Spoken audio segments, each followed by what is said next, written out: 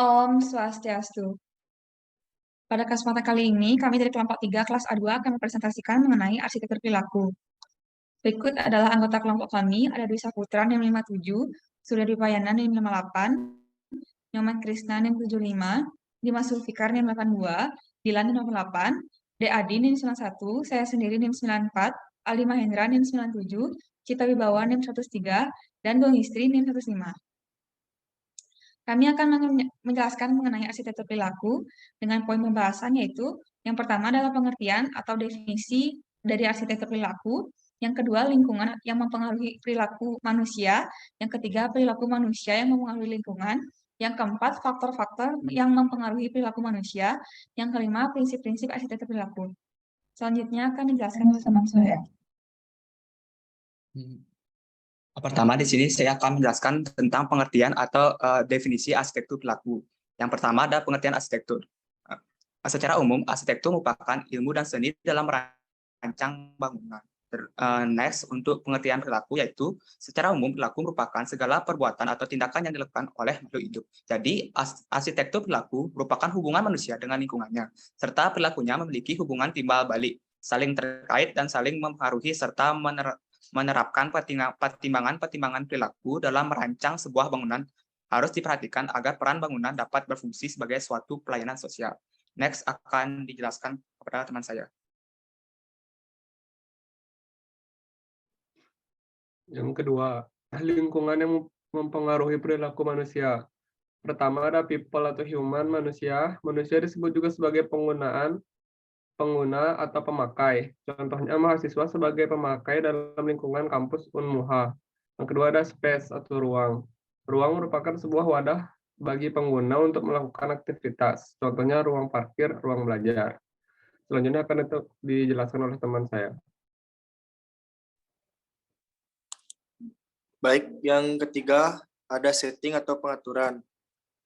Setting merupakan pengaturan tentang aktivitas yang akan dilakukan oleh pemakai atau mahasiswa atau dosen.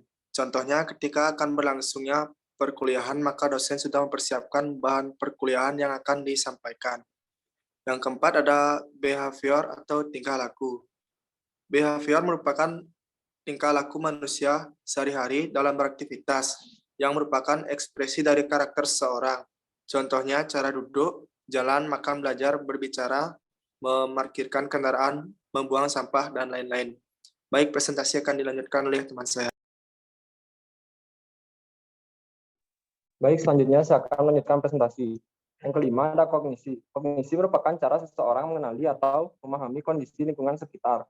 Contohnya, ketika seorang mahasiswa memahami kondisi parkiran. Apakah kondisi tersebut aman bagi kendaraan atau tidak, sehingga mahasiswa tersebut memutuskan untuk parkir di tempat itu. Yang keenam, environmental atau lingkungan. Lingkungan merupakan suatu area yang luas yang ada di sekitar manusia, baik itu yang hidup maupun yang tidak hidup. Contohnya lingkungan kampus Unmuha yang dikelilingi oleh bangunan dan tumbuhan. Selanjutnya presentasi akan dilanjutkan oleh teman saya.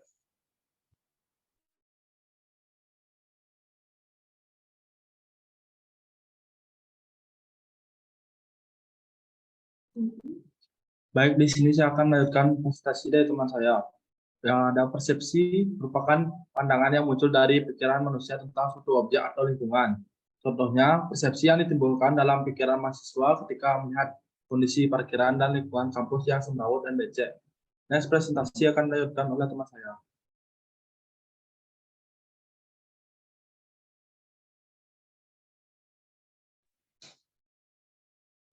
Baik, saya akan melanjutkan presentasi dari teman saya, yaitu dengan topik perilaku manusia yang mempengaruhi lingkungan. Banyaknya perilaku dan kegiatan manusia terhadap lingkungan menimbulkan dampak bagi keberlangsungan hidup manusia. Adapun dampak positif dan negatifnya. Antara lain, yang pertama ada dampak positif. Yang pertama ada mengurangi konsumsi sumber energi. Di mana sumber energi terdiri dari dua macam, ada yang bisa diperbarui dan ada yang tidak bisa diperbarui.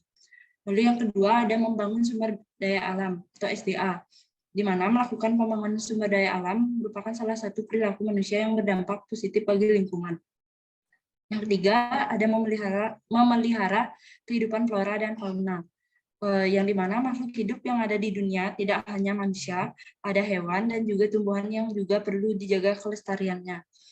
Selanjutnya ada dampak negatif. Yang pertama, mengkonsumsi SDA secara berlebihan. Di masa sekarang, sudah banyak sumber daya alam yang dieksploitasi orang banyak yang hanya untuk kepentingan pribadinya. Lalu yang kedua, ada merusak alam sekitar, di mana perilaku ini menjadi hal yang sering terjadi di alam sekitar. Penyebabnya karena manusia yang menyepelekan alam sekitar, sehingga dengan sengaja merusak alam. Lalu yang terakhir ada penggunaan kendaraan umum yang menyebabkan polusi. Kendaraan umum menjadi faktor utama terjadinya polusi udara. Baik, sekian presentasi dari saya. Selanjutnya akan dilanjutkan oleh teman saya.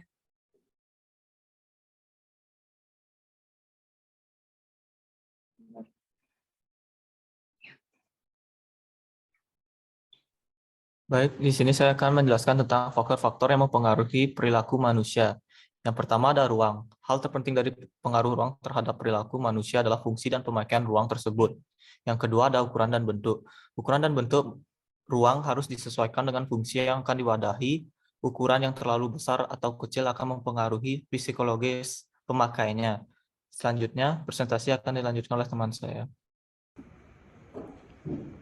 Baik, di sini saya akan melanjutkan presentasi dari teman saya, yaitu perabotan dan penataannya. Bentuk penataan perabotan harus disesuaikan dengan sifat dari kegiatan yang ada di ruang tersebut. Penataan yang simetris memberi kesan kaku dan resmi, sedangkan penataan yang asimetris lebih berkesan dinamis dan kurang resmi. Yang selanjutnya ada warna. Warna memiliki peranan penting dalam mewujudkan suasana ruang. Pengaruh warna tidak hanya menimbulkan suasana panas atau dingin, tetapi warna juga dapat mempengaruhi kualitas ruang tersebut. Yang selanjutnya, suara atau temperatur dan pencahayaan.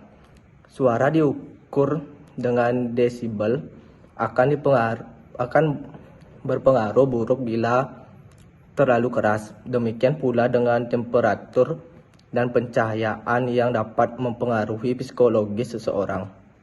Selanjutnya akan dilanjutkan dengan teman saya.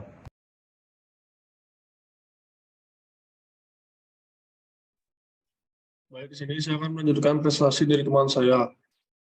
Yang kelima ada prinsip-prinsip arsitektur perilaku. Prinsip-prinsip arsitektur perilaku yang harus diperhatikan dalam penerapan tema arsitektur perilaku atau Carl Simon Weston dan Thomas G. David, antara lain: 1. Mampu berkomunikasi dengan manusia dan lingkungan. Rancangan yang harus dapat dipahami oleh pemakainya melalui indera ataupun imajinasi pengguna bangunan. Bentuk yang disajikan dapat dimengerti sepenuhnya oleh pengguna bangunan dari bangunan yang diamati oleh manusia. Syarat-syarat yang harus dipenuhi adalah: 1. Pencerminan fungsi bangunan. 2. Menunjukkan skala dan proporsi yang tepat serta dapat dinikmati. 3. Menunjukkan bahan dan struktur yang akan digunakan dalam bangunan. Yang kedua, ada mewadahi aktivitas untuk penghuninya dengan nyaman secara fisik dan psikis, serta menimbulkan suasana menyenangkan secara fisik dan fisiologis. Yang ketiga, memperhatikan kondisi dan perilaku pemakai, yaitu dengan mempertimbangkan dengan matang apa saja yang menjadi aspek utama antara keadaan dengan pengguna.